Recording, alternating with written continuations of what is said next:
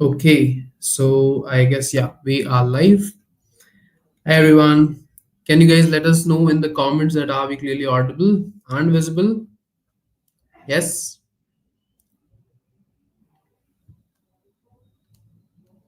Keep answering the chats, guys. Okay, perfect. Then we are audible, visible. Sure. Okay. Then let's start with the session. So, good afternoon, everyone, and I welcome you to this exciting event on the future of work with generative AI, AWS. I'm Harshvardhan Singh, and it's my pleasure to be your host for this exciting event. Today, we stand at the intersection of innovation and application as we explore the future of work powered by generative AI on AWS. This session is designed for forward thinkers and builders who are ready to understand the profound impact of AI on business operations. We'll move beyond the hype of discussing the foundational elements and strategic frameworks for integrating intelligent solution into your workflow. We'll delve into the art of the possible, examining how AWS provides a scalable and secure building blocks to turn ambitious AI concepts into reality. Our discussion will cover key use cases and practical consideration for harnessing the transformative technology. Now, without further ado, let me introduce you to the speaker of the session. It's my pleasure to welcome our speaker, Sachin Punen. Sachin leads the deep tech service team at AWS for India and South Asia, covering everything from AI and machine learning to quantum computing. He's the leader in technical sales strategy, helping organizations across the government, enterprises, and healthcare sectors leverage the power of technology for growth. With over 7 years of experience at AWS and a background as a solution architect, he brings a wealth of knowledge to our stage. Please welcome me in giving a warm welcome to Sachin. So, Sachin, Thanks, uh, thank you, thank everyone. you. Thank you, And thank you, everyone. Thank you very yes, much. Just sharing my screen. sure. Yeah, thanks.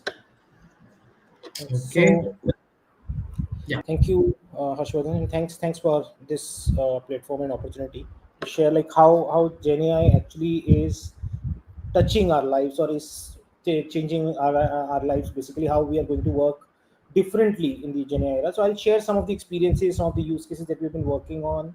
I'll also focus majorly because when we, I mean, of course, for all these things, I'll take the examples from the AWS Gen AI stack only. But I'll be focusing primarily on three tools, three new ways of working that are actually evolving.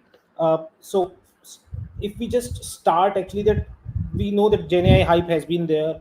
What it and there are different reports from different organizations that how Gen AI is going to impact. So I'll start with some data points before I get into the tooling, before I get into the ways of working and the challenges actually that people were facing and then how they are getting resolved gradually. So one of the report from McKinsey actually shared that the Gen AI is going to impact roughly 8 trillion US dollars across enterprises only for because of different use cases.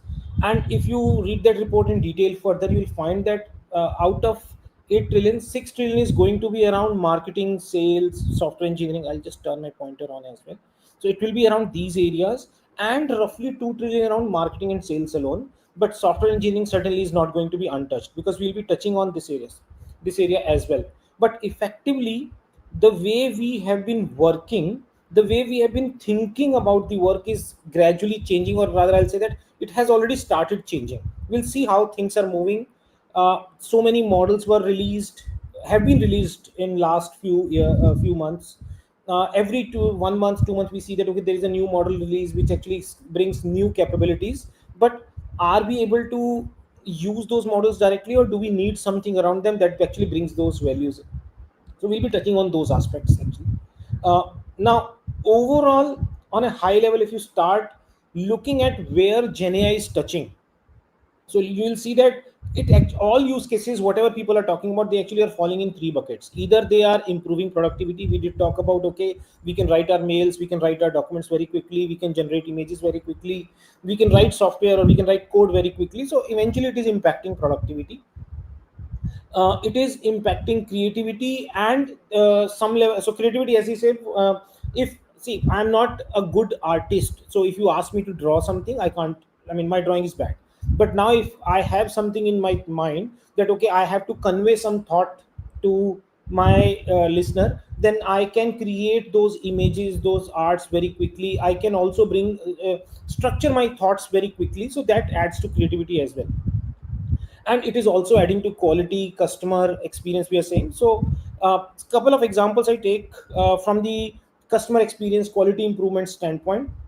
See, we all have been using chatbots for ages, but now when it comes to the chatbots for today, or the I'll change the name from chatbot to say conversational assistant, because now it is you can converse with it and you are assisting it. Yeah, or rather, this conversational bot is assisting you. So, taking an example, I was working with one of the healthcare customer where they already had some kind of chatbot where OPD appointments were being booked.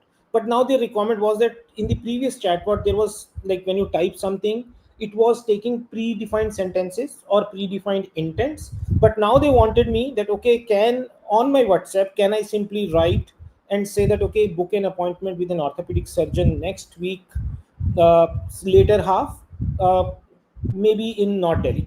So see this sentence. Now this assistant, conversational assistant, has to go get the information from different sources that are available with that healthcare or the hospital, healthcare organization or the hospital, find out the roster, find out the doctor availability, then accordingly book the appointment. And I can later on also say that, okay, I had an appointment earlier on Friday morning, can you shift it to a week later? So look at the sentences. So can we bring in those kind of conversational experiences as well? So this is what actually GenAI is trying to bring, which we could not do earlier with our conventional stack. So GenAI is an add-on on the existing stack. But we know we have all been using models in different way. We know, I mean, everyone is aware of the word LLM, everyone is now aware of the word agent, agentic solution and all. But what were the challenges where people were not able to use them? So one example I just shared for the hospital appointment bookings, for example, the lack of context. So if I just go plain to a plain vanilla LLM and simply say that do something for me, each LLM will have its own training cutoff date, the data cutoff date. So for example, if an LLM has been released, maybe say last month, July, certainly its cutoff date will be 1 to 2 months before that, maybe somewhere around April, March, that time period.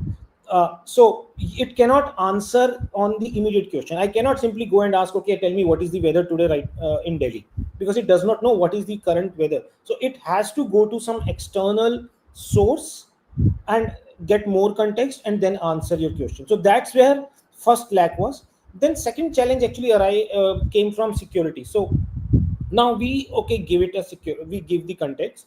Now in the organization there are 1,000 documents. I somehow managed to technically give access of 1,000 documents to LLM. And in the I'll use couple of jargons. So the some of you might be aware of those jargons: RAG, retrieval augmented generation, where you're providing more documents, data sources to the LLM, and you are able to get your answers more precise based on your data. But then, if there are total 100 documents, or say 1,000 documents, I have access to 100 documents. Now, when I write a prompt, uh, my answer will come from 100 documents or the 1,000 documents. Now the challenge is this is posing a security threat. So if I'm asking, I don't have access to document directly, but I ask a question and the answer comes from those documents which actually I don't have access to, this challenges or this poses a security risk, or in fact it's a security breach itself. Now how to address that? So people have been looking out for solution around these areas so that they can adopt the GenAI in their own workflow, and then accordingly the work productivity and different ways of working come forward. So we'll be addressing this as we go further. Now if you see carefully, The examples that I have been taking, the documents, the hospital attendance management, the hospital appointment management, or other solutions. So they all actually are giving value based on your data. So you are trying to create your generative AI application, but eventually generative AI applications are good when they are able to access your data. They are able to give you answers. They are able to work based on your data. So generative AI applications require the same classical data foundation that you have been building for ages: data lakes, the analytics, the transactional database system. So different data platforms that you have been creating, then you have been creating that strong data foundation that actually adds on to the that actually makes generative AI application give you the real value. So still data remains the oil. Generative AI's power will come when it has the right data it needs to answer your question. Now, I'm not going in deeper stack. I'm not going in AWS larger stack here, just focusing on two major components. One, Amazon Q, and second is Kiro. Now, Amazon Q is I use the word platform because now Amazon Q has been integrated with almost all. So Amazon Q developer and business, there are two variants. So we will be talking more about Amazon Q business, but Amazon Q developer has also been integrated with all AWS services. So if you have been logging something, uh, regular software deployment, maybe on virtual machines, on databases, and then you are logging something and you want to search for the log.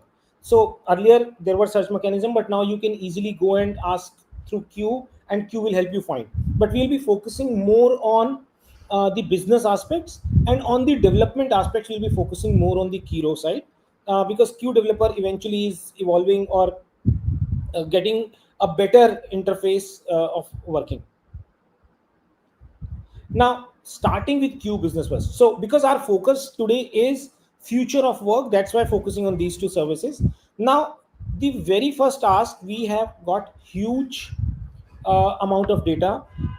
Earlier the challenge was we were all saying that we don't have data to make the decision. So we should start creating our data foundation, data platform, so that we collect the data. Now the problem has changed.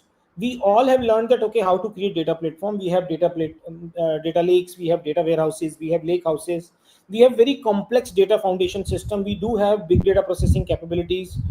But still the challenge is the amount of data that we are generating today. Are we able to analyze that? Are we able to make meaningful sense of that data? Or it is just like we are collecting too much data, data is lying, we are just unnecessarily paying for that storage and not able to utilize that. I give you an example. In one of the customers, it's a large organization where, and it's a pan India organization with huge number of branches, huge number of setups across India. Now, this organization actually has a very strong team of inspectors.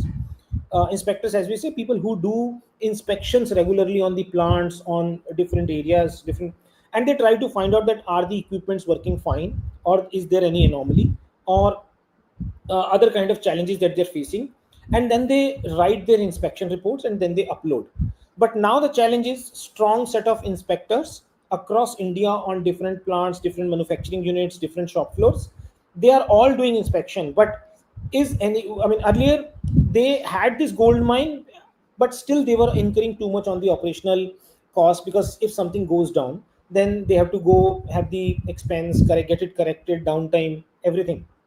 But now what we suggested them, that this as soon as this inspection document actually is uploaded, it goes through a complete GenAI pipeline.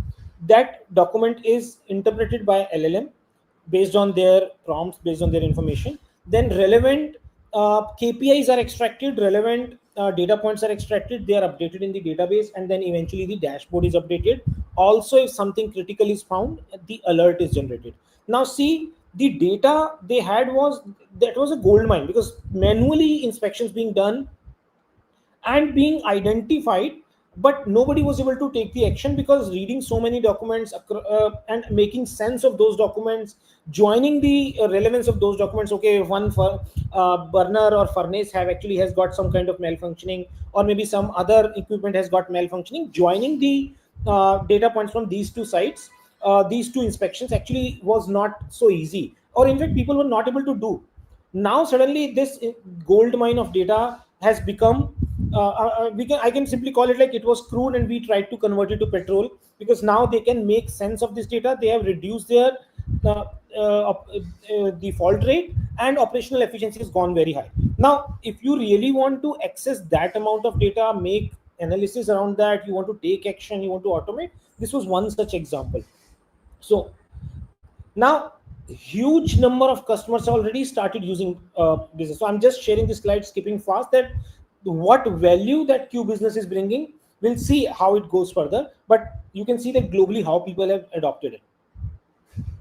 Now what Q does precisely, we all just discussed about the LLM based solution, where LLM is not able to answer directly because it does not have access to the data. It has to have access to source information. Simple example, I just have to know what is the weather today or book an appointment for me at particular hospital.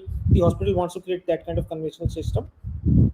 Q already has got huge number of connectors, approximately 40 plus connectors, plus the custom connector as well. Now simply see, if you just write the connector of your own, or maybe use the existing connectors, because you probably will be using some of those applications, Q becomes the conversational assistant for your organization, because you can simply type and Q will start getting the information, or will actually ingest the information from these sources, and can give the answers, or from multiple sources, and there can be multiple applications of your choice as well. So you need not go and create your own conversational assistant. Maybe you have got 10 applications. You've got an HR application, you've got a finance application, you've got project management application, you've got some marketing, some lead management, some n number of applications, and you are struggling to work on those applications. Some part is done in the lead management, second is done in the some say finance application, fees collection, or different kind of applications. Now you can get the information, you can get the answers from different information from different sources together. So it makes your task easier, because ready connectors and custom connectors. Now second challenge is, we did talk like, okay, you have got storage, you have got multiple connectors, but how will my prompts or my questions be answered, because I have limited I have limited access in my organization based on my role. So maybe same example, that okay, 1,000 documents are there, I have access to 1,000, so I should get the answers from 100 documents that I have access to. And there the security part comes in. So very first part, uh, those who have been using AWS for past some time, so when you create an AWS account, you actually start working in the VPC, and that's the virtual private cloud. So that's your separate private network. So if your databases, your application and other things are in your VPC, so it can have the private link established to your VPC, so that the encryption at rest and encryption at the in the transit can also be maintained. Then there are pre-built guardrails, because when we are saying that there is a chat interface, then you certainly need the guardrails, that people are not writing inappropriate prompts, or not getting the inappropriate responses. PII is not leaked. So all those pre-built guardrails are there. You can also control that which topics to work on. Only enterprise content should be used to answer, or should there be a fallback on the LLM, because we at times feel that okay, LLM will answer from its own learning, or so it's just a configuration point, that okay, you want LLM to answer from its own learning, or it should answer only from the enterprise content. So those kind of configurations can be done easily. And we did talk about other guardrails as well, like you can block the word, you can control the topics, all those things, and different compliances. But at the same time, Q also brings, so when you are ingesting the data in Q from different sources, like we talked about connectors, it also ingests the content and the permissions alongside. Now when suppose I am getting the information from say S3 or some other storage, so I have access to limited information, so my permissions will also come. Now when I am using Amazon Q business, then I'll be authenticated, and then the same permissions will be applied to my prompts as well. So when I write a prompt, it will access, for me it will access only those sources of information, those data points or those data sets which I have access to. So that means when I'm writing a prompt, my questions will be answered from the 100 documents which I have access to. If you have access to 500 documents, your prompts will be answered from those 500 documents. So that way, the very first challenge of the security is addressed. So people actually are apprehensive that, okay, will there be information leak because we are ingesting the data in the or we are giving access to our different GenAI based solutions, uh, our data to different GenAI based solutions. So this kind of security threat or security point is addressed here. Now you also have structured and unstructured data. We have, so on the chat we said that, okay, you might be accessing databases, you might be accessing ingesting databases data, you might be ingesting the data from different storages like S3. Then you also will have some structured data on which you have the dashboards created. And one more AWS service is Amazon QuickSight, which is a BI tool, business intelligence tool. QuickSight also is integrated with Q, where you can write your prompts and get the charts done. That means as a user, as a developer, first I just connected QuickSight to my database, then I started creating the dashboard. But eventually the first the point is, the dashboard will have maybe 100 say 5 7 dashboards, or then there will be 10 20 30 charts on top of that. Still I have many unanswered questions, I want more. Then I can write in NLP, in the plain English, and get my charts done.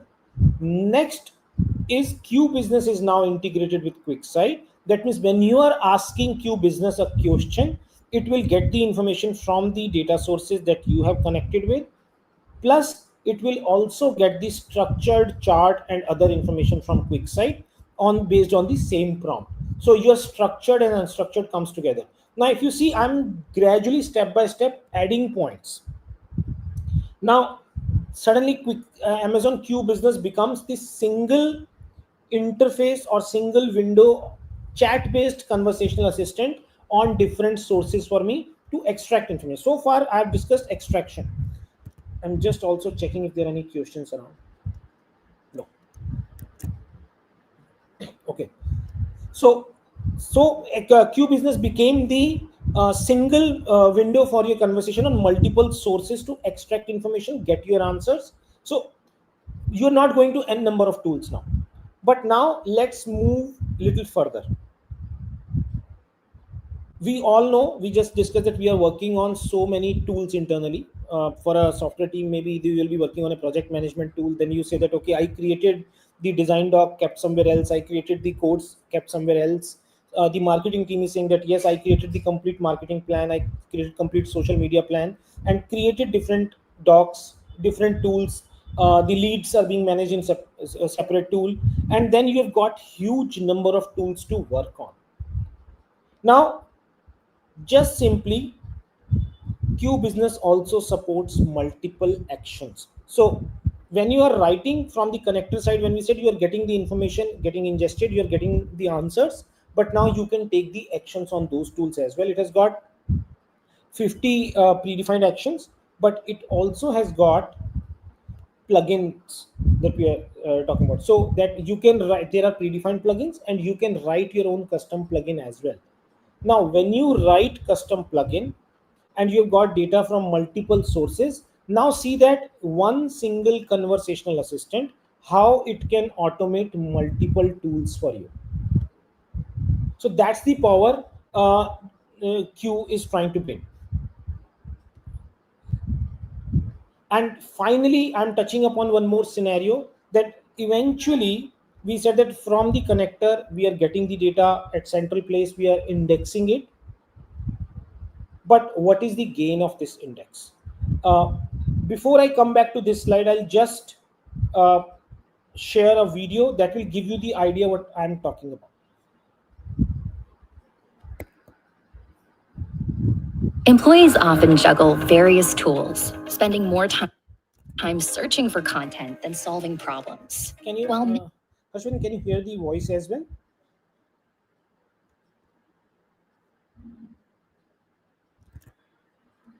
Can you hear the voice?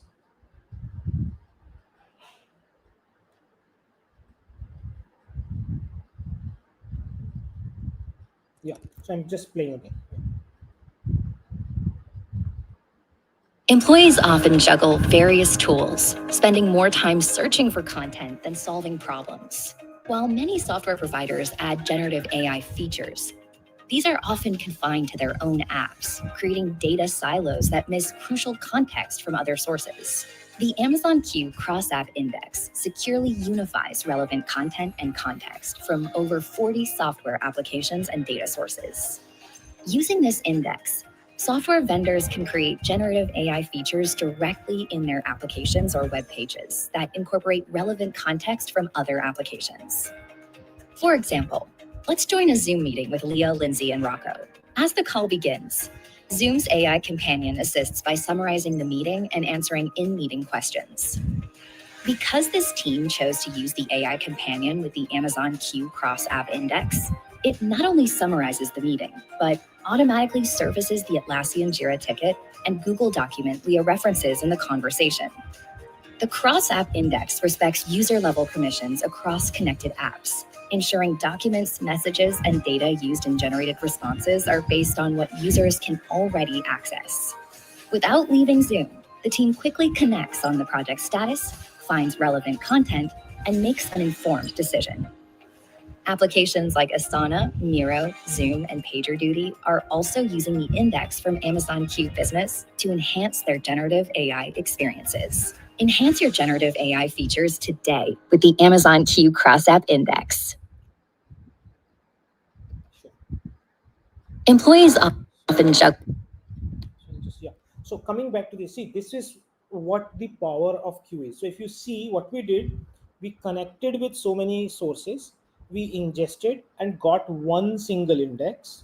Now this single index is used by Q to give you the conversational AI experience so that you can get the answers done. It also gives this index access so that you can build your own application or maybe applications like Zoom. So when you are in your conversation mode on Zoom, so certainly your conversation will be summarized. But whatever you're referring to during the discussion in your project management meeting, you said that, okay, I have done with this development in the Jira, or I have done with this task in my Asana project, or different sources that you have access to.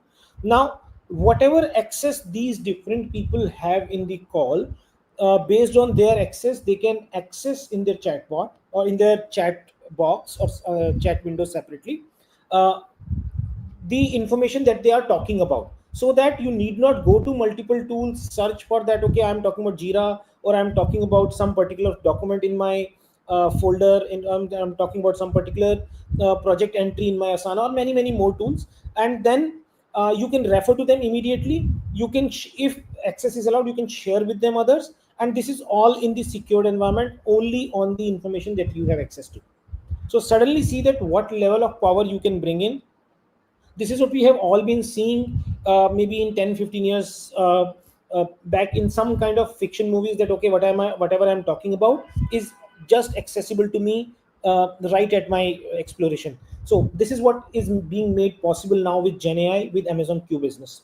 So all tools coming together, and now with the plugins that I'm just moving back to the slide now. So that was the connector, that was the index part.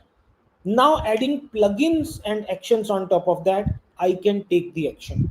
Now coming again back to the same example of a hospital system saying that, okay, book an appointment for me for with an orthopedic surgeon next week later in North Delhi. Now I need to know, okay, what are the in North Delhi, what are my branches, which doctors are there, what are the doctors timings there, which orthopedic surgeon is there, maybe later, when I say later next week means Thursday or Friday, what are the existing appointments for that doctor, and then accordingly can I add my appointment there.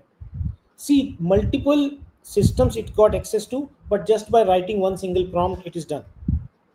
I have one more example. In one of the manufacturing unit, we were with one of the manufacturing organization we were working, where they found they created a single one top conversational interface connected to multiple applications, where the journey of the person started in a way, as we say journey, the person logs into the desk, simply types what are my tickets assigned today, So it's only one single chat window, and then the answer comes from the assigned task or the ticketing system, that these are your tasks. Then he say, and in that task it was mentioned that what is the what activity it has to work, what unit is not working correctly. So that person now writes, okay, from this unit, whatever the burner furnace is not working, show me the data. Now it goes to the IoT system where the data was collected, the data was stored, the last some data points from the sensor were stored. Suddenly the chart is shown in the same chat window. Now this person knows.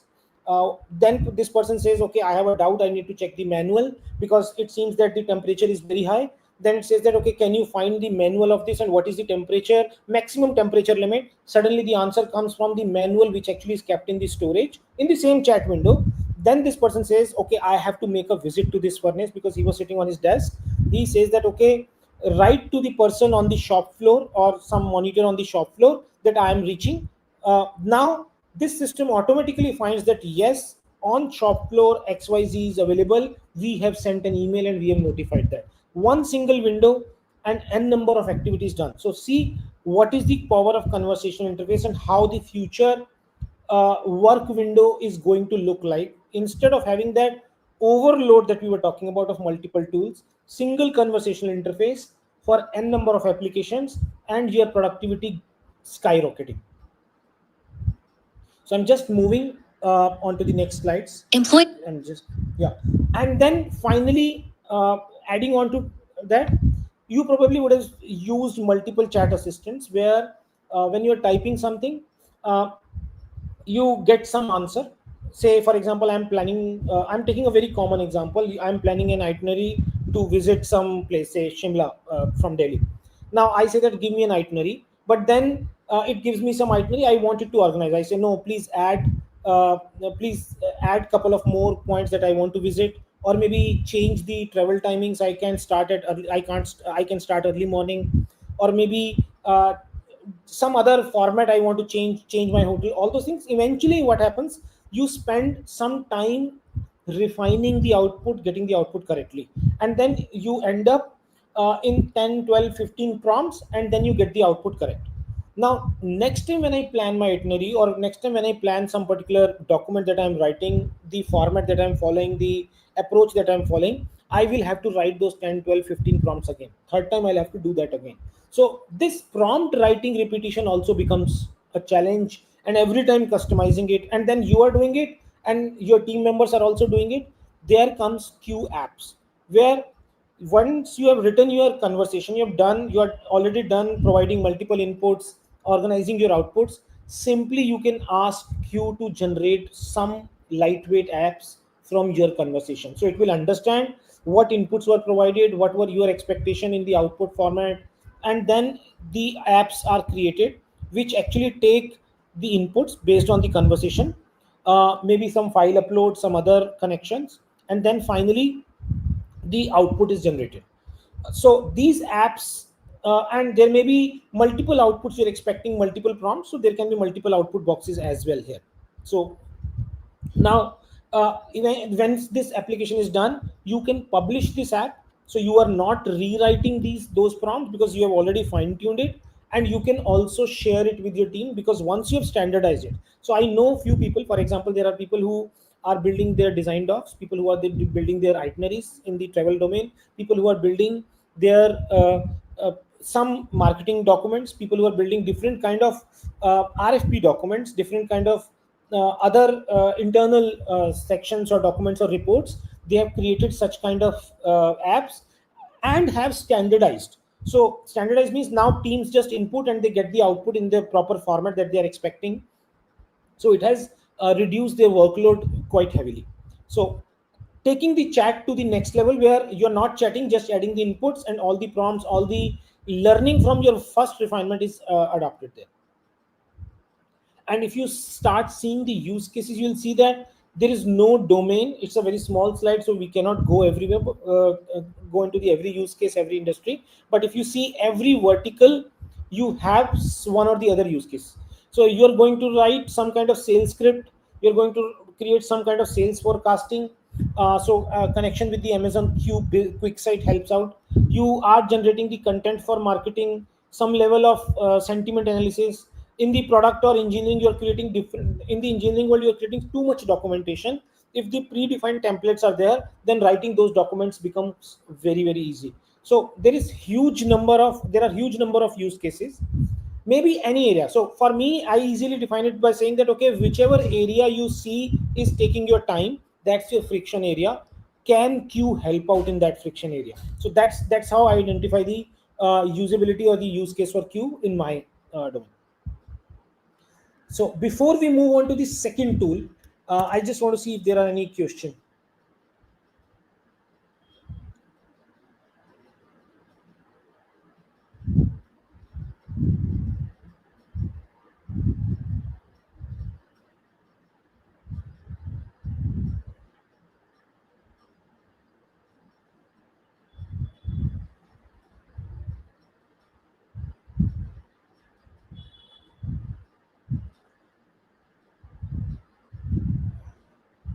I see couple of questions coming, like, is it like automation?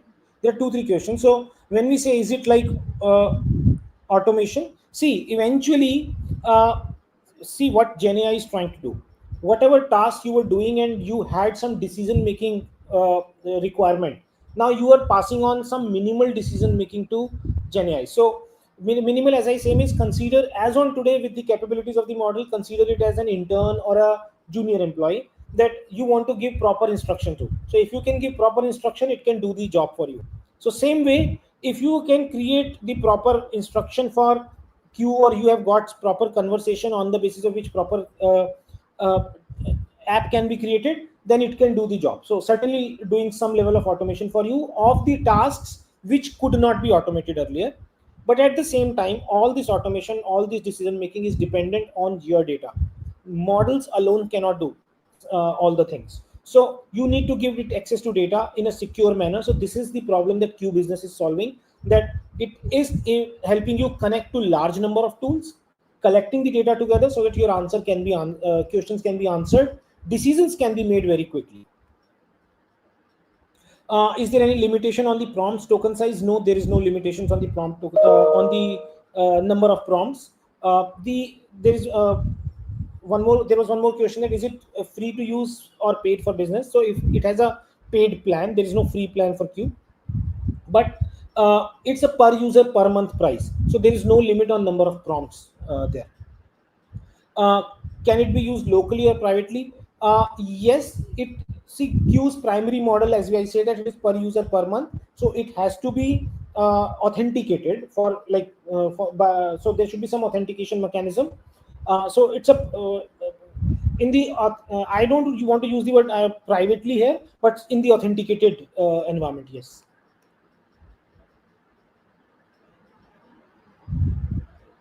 So pricing is per user per month, plus there are because index is there, so some pricing for the storage. So there are two three components for pricing. It's based on the number of users and the storage or the index, pricing of the index, because it is creating the index, ingesting the documents and the data. So based on the index cost as well.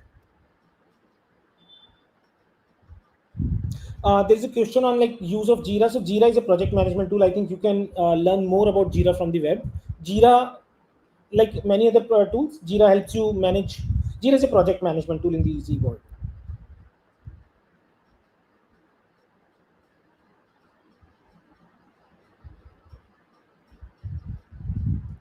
Yeah.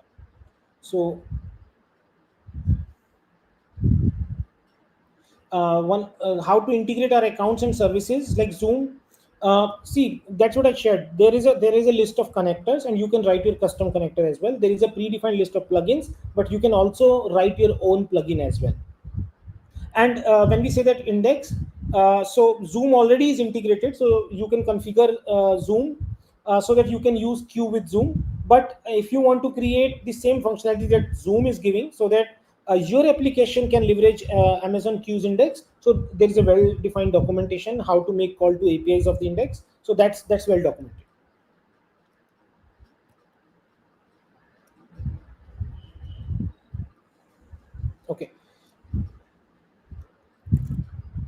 Thanks. So just touched upon one area where we said that Q business, the business side, that how people are leveraging Gen AI, how it is going to change the work. But now coming towards the development, all of us who have written the code, uh, we have used one or the other editor. Then when the coding assistants started, then we all knew that coding assistants, different assistants came like extension to different IDs. The most famous one is the Visual Studio Code. So there are coding assistants where you write your chat, where you write your prompt, and the code is developed. Then over a period of time, the coding assistants also improved. So in 2023, there were coding assistants which actually were helping in completing the code faster, kind of an autocomplete functionality, Gen AI based autocomplete functionality. But then in 24, this autocomplete functionality became the assistant, the extensions that we are talking about. And then finally in 2025, the all behavior for this coding assistant actually, all of them added the agentic functionality. Agentic, as we say, means when you are writing the prompt, they are doing multiple steps. They are also making call to different tools outside, making executing the commands on your behalf, making code change, creating files, so completing all the development tasks end to end in the loop. So this is how over a period of last 2 years, coding assistants have improved. But even in this journey, there has been some learnings. We know that now the coding agents can develop the code autonomically without, I mean, humans are just proctoring at times, and coding agents are just developing completely. uh, they are also guiding the developers at times, and of course the design decisions and many minute aspects which actually humans might forget at times, that okay, I was supposed to make change at 3 files or 5 files or minute areas, I forgot. But agents can handle those minute tasks as well, so that less number of bugs are there. They are also able to identify that okay, what is the right way or optimum way of writing the code, so that code performance is improved, proper documentation is generated, so all those things are done. But the major challenge with them was that you have very limited control. So when you are working in a coding assistant in an extension format or in the agentic mode, then when you start discussing one problem, for example, I'm trying to build an application, say lead management application. Then I write my initial prompt, my application is developed. But then tomorrow when I come back, I restart my prompt because my session with the LLM will restart, or for new activity I might restart the session. So my previous context actually is lost, or maybe the LLM will start thinking in its own new way. uh, it might suggest different coding practices, it might suggest different ways of connecting to database. There are a number of ways. Yesterday it suggested okay, there is one way of connecting to database. Today I start, it says that okay, the new code is generated in a different way, so it is not aligned with my previous code. Maybe I decided that okay, I'll follow one method of exception handling, but it uh, started following different exception handling method. There can be n number of best practices, but I actually decided to do this exception handling in one way, so my software should continue in that way only. It should not happen that second best practice or second approach is followed in some part of the code and third in another part of the code. That makes code inconsistent and code quality reduces. Now this happens because every new connection, every new session with the LLM or with the coding assistant actually starts fresh. Now what is the alternate way? I can give it the context. That means I started by telling that okay, I want to create a new functional module, but before writing my functionality I have to give a very large context telling that okay, this is what we discussed yesterday, this is my coding practices, these are my coding practices, these are my exception handling guidelines, these are my testing guidelines, and many more such things. That means for my 3 4 5 line functional requirement, I'll be typing or I'll be copy pasting huge amount of context, and if I forget that, then it might happen that the code quality degrades because it starts derailing from the existing conventions that I was following. So these are the major challenges that we have seen in the agentic development as we go further. So now what improvement this as we say is coming, and how tools are coming, and particularly Kiro, as we say. Very first thing is spec driven development, because when you are building in the large code base, you're not developing a small code change, you want to build a complete feature, you want to build multiple steps. So this is what you do planning first, you create your requirements, you create your design, then you create a project plan, and then you go for implementation, then you go testing and all those things. So this requires a full feature development, that means spec. This is what first thing that Kiro brings in, that it gives you spec mode as well, where instead of writing the code, you actually first do the complete spec development. You create requirement doc, you create requirements, you create design, and then you create the task list, and then start working on that task. And this also helps maintain the context of the task that you were doing, and not the small task there. We'll see everything in the demo actually, so I'm just explaining all this in slide. uh, Now, if this entire scenario, if we go, so what happens is, right now we are seeing in the screen, so there is a spec mode. If you see, vibe mode is the coding mode that we are talking about, we have been seeing uh, the agentic mode, and then the spec mode, which lets you build the specification. uh, then there are multiple other scenarios. I'll see the agent hooks.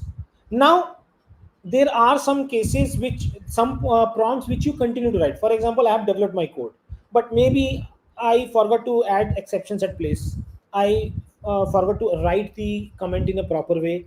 So I would want to see, or maybe I did not optimize my code, or can optimize my code or review my code. So for this, I'll be writing the prompt always. So can we say that these prompt executions are also now part of my day-to-day development? So should there be a mechanism where these prompts or these hooks are automatically executed, maybe when I'm on different events, maybe when I'm saving the file, it should check that documentation is proper or not, optimization is done or not, exception handling is there or not, so many more such things. So it should happen automatically, so that I'm focusing only on my functional requirement. All these things are done automatically. Context management, I already discussed that you can bring in lots of more context, and you can bring in lots of other tools as well. And finally, Kiro, because we are talking about Kiro, so it is compatible with VS Code, because it's a completely new ID based on VS Code, the open source VS Code, and then using the Claude 3.7, Claude 4 models at the back, and certainly the security that we have all been talking, that it's a priority zero for AWS. You can build new apps, which you can build on the existing apps. When we say build on the existing apps, does not mean that you are simply adding small functionality, but you can go for full feature development, because it's a spec based setup, and certainly refactor modernize we are talking about. So we'll go more in the for this, we will go more in the use case side, or more in the demo side. So I'll just share my screen.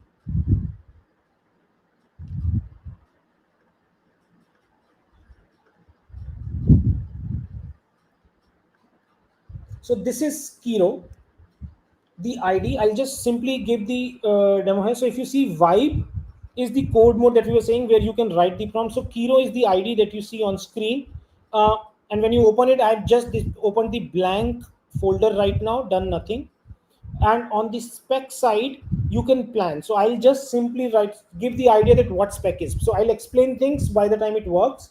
So spec is, I'll say that, okay, create, I'm just taking easy, create a to-do app. I'm not giving too much description, but I can add more relevant details as well.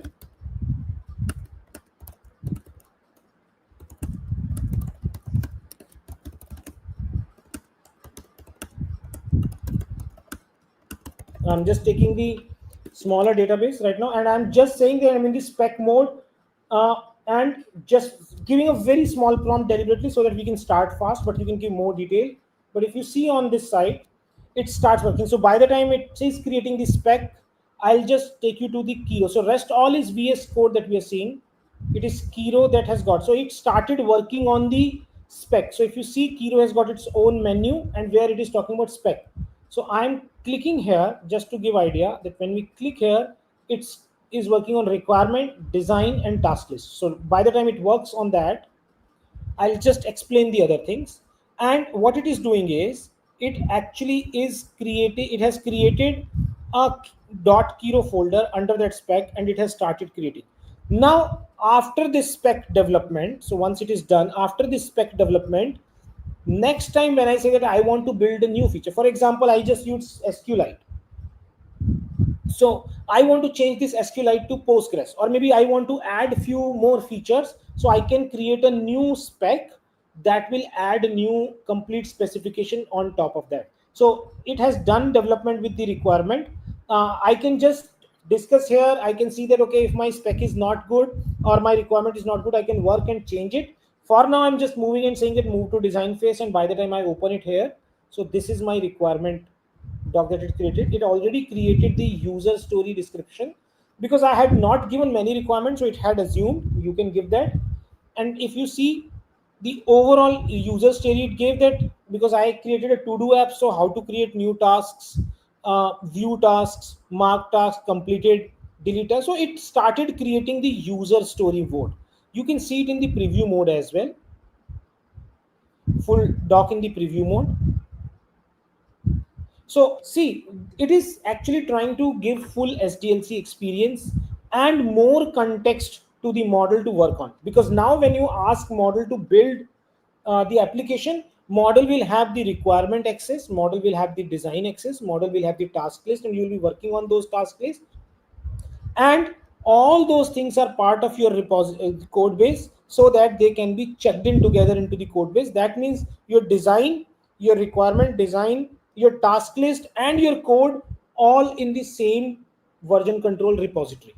So that actually makes things even more easier, manage single window.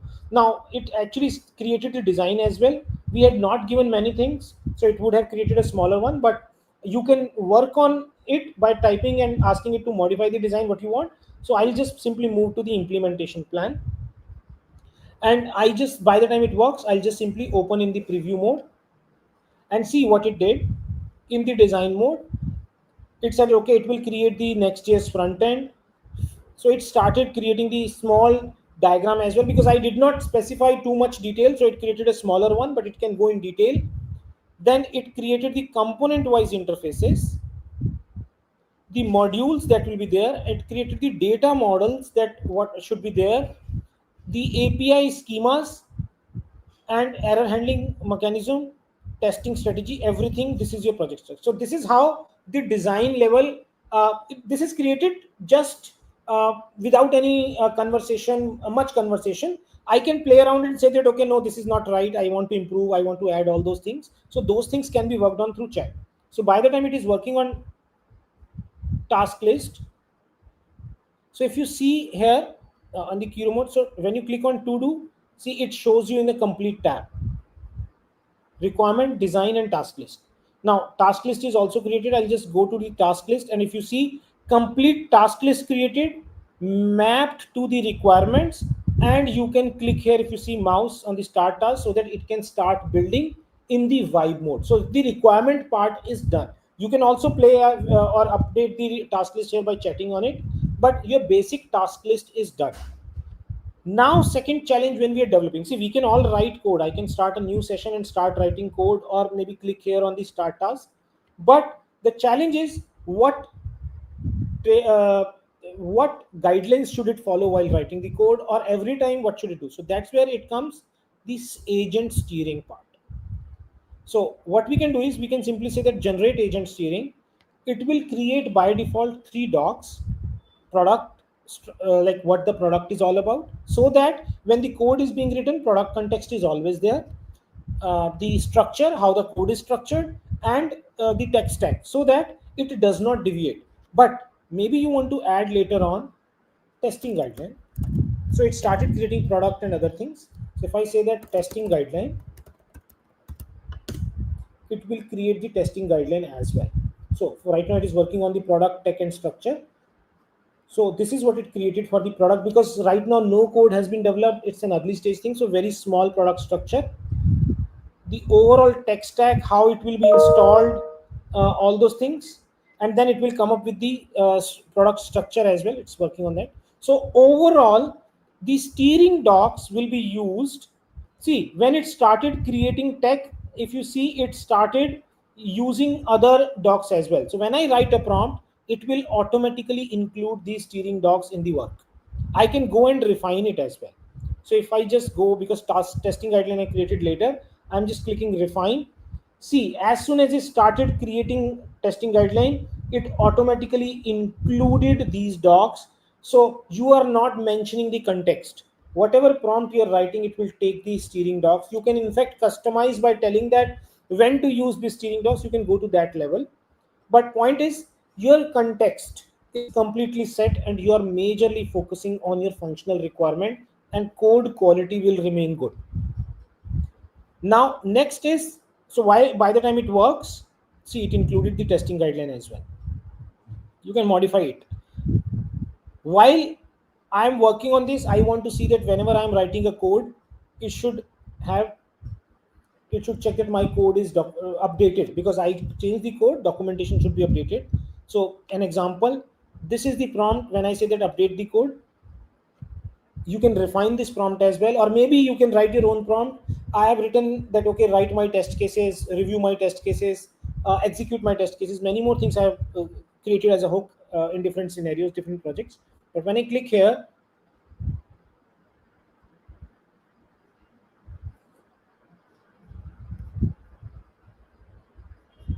it is done. So I should close this session. This session is closed. Yeah.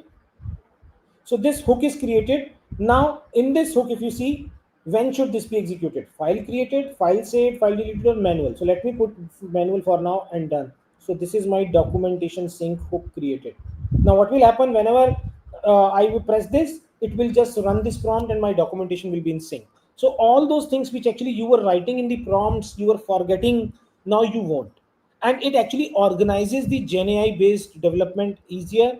It does not let your coding generation or code assistant derail, because it is following, you are able to give it proper direction, you can control the direction there. So this is what the new way of Gen AI. And if you see, anywhere I did not go out of this window. So my guidelines are also checked in, my specs are also checked in, my hooks are also checked in, and my external tools which actually I wanted to access, my MCP servers are also checked in. So this is the new way that I am using Gen AI for all my steps, full SDLC, and I'm able to develop nicely in a single window. So this is what we have been talking, like we see a new way of development coming further, all things coming together. So that was primarily from my side on majorly two tools, because just want to share that how Gen AI actually is changing the way we work, the way we are developing, the way we are using it in business. So I try to touch both the areas. The AWS stack is very large, but wanted to focus majorly on two tools. So that's from my side. So if you have any questions, any points that you want to ask.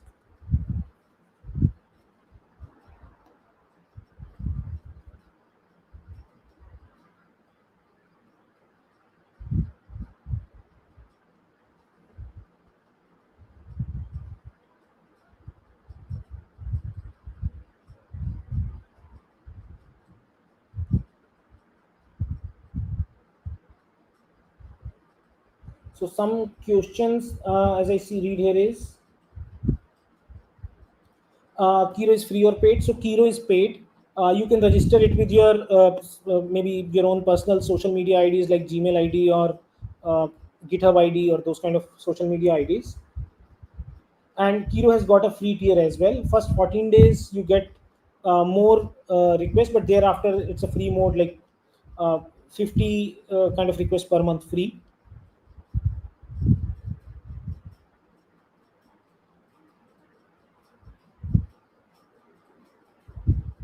The vibe request and spec request. Somebody asked that please explain the difference between the vibe request and spec request. Spec request let you create all these specifications, as we were saying, your requirement, your design, your task list.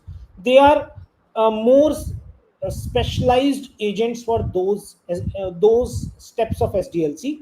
Vibe is for code generation. So when I click now start task here, so it will uh, actually create a vibe request because it will be generating the code for me. So far, it actually used my spec request to generate these specs. But when the agent steering was being developed, it was vibe request. So anything that is happening for the spec generation, which is requirement design or task, it's spec. Rest all is vibe.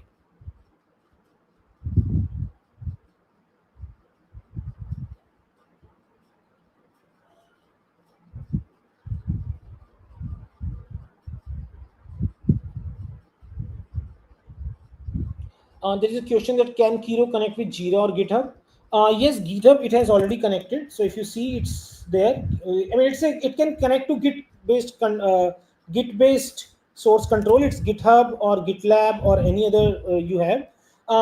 Not so now. If you want to connect Kiro to any other tool, for example, you mentioned Jira. So there is MCP server, so you can mention your own tools MCP configurations here. So Jira also has MCP configuration, so if you add that, Kiro will connect to Jira as well. So if you have some other tool, whichever tool you want to use, you can have the MCP configuration. So these days all most of the tools actually are providing their MCP configurations, so you can add them and it will start working with them as well. So when you write the prompt, you can it will go to the MCP. It can leverage those MCP servers or those tools as well. For example, when you are talking about start task, so you can say, you can write a prompt which actually goes to one of the configured tools, which may be Jira as well. So yes, with MCP it can connect to Jira as well.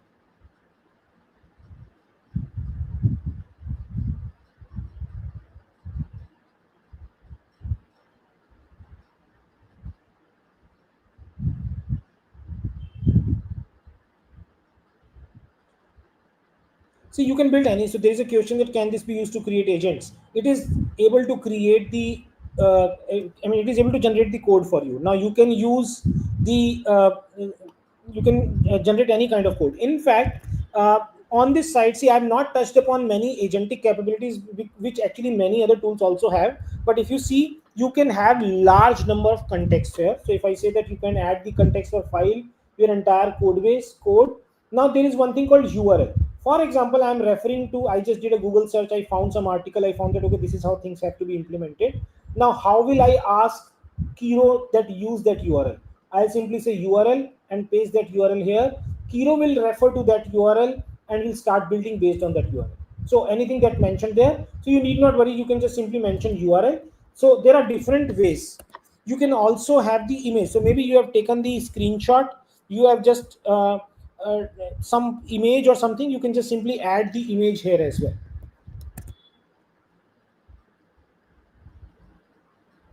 Kiro can also help in the CI/CD because eventually CI/CD these days you do with coding only. So you can develop the coding, the generate your CI/CD scripts on AWS. If you're deploying, you want to write the cloud formation or you want to write Terraform or maybe CDK scripts in any language, you can do that.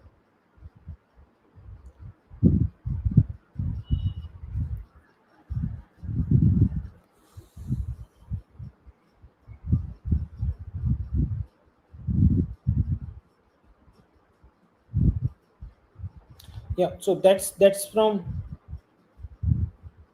Kiro. You cannot connect with VS Code. Kiro is an ID in itself, so you can download it from Kiro.dev and then just register using your social media logins, social logins or some Gmail or GitHub kind of logins there. So Kiro is a complete ID. If I so it's not. It is based on Visual Studio open source code, but it's an ID in itself.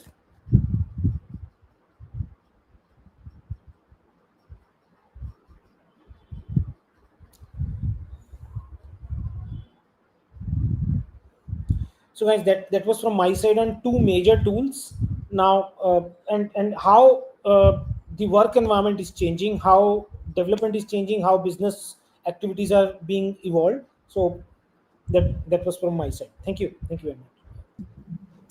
Hi, Sachin. So it was an amazing session.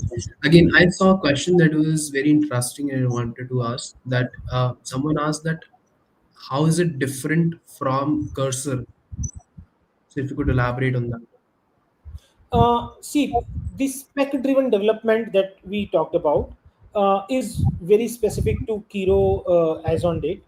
Uh, if you see all the other things that we're talking about, say agent hooks or the agent steering, these three tabs, if you see, they bringing everything, the full SDLC in your development, that actually adds value.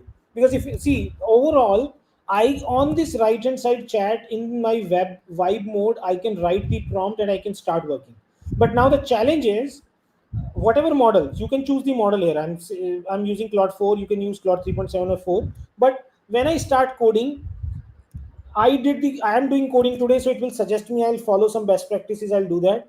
When I come tomorrow, it may suggest some actions or some code which actually may be a best practice code, but certainly but does not align with my existing code, because I have already decided on my guidelines that this is my coding practice guideline, this is my very naming convention, these are my exception handling conventions, this is how I'm using test case, I'm writing test cases. So I want it to work in that that confinement, that I'll say guidance basically. So that guidance comes from steering. So if I'm right here, so simply if you see, I'll just press the start task button here. See, it automatically included steering docs. I am not writing the prompt to give the context. And now this is applicable to the entire team because this is checked in. When team checks out, two team members are working on different code. The guidelines are applicable to the entire team. Plus, guidelines are also checked into your version control repository. So, writing the code becomes easier. Building large features becomes easier without getting into unwarranted I'll say code generation or degraded code quality. So that's the value add that Kiro brings. Understood. So I hope that answered the question of whoever was asking. So there were certain questions that I'd like to answer, Sachin. So basically, some questions were regarding certificate and all. So I'd like to tell you that how you can obtain the certificate is. Let me share my screen. Just 1 second. Um, right. So this is the page, right? And people who have registered the page, there is also one thing. If you scroll down under the description section, we are going to add a link for the contest. So the contest link would be from 6 p.m. to 10 p.m. So you have a 4 hour window.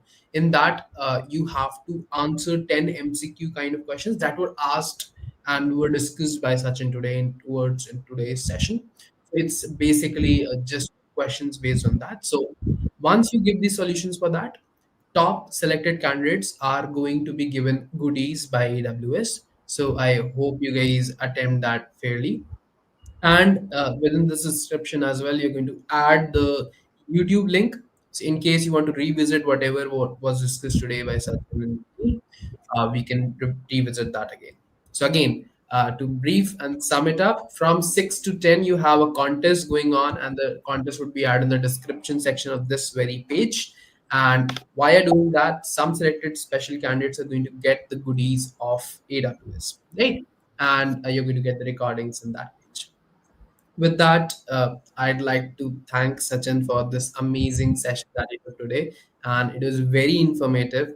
I hope everyone learned because I myself was learning a lot of things. So it was great talking with you, and I thank you for giving your time, precious time, for this. Thank you everyone. Okay, thank you, everyone. Thank you for joining this session. Thank you.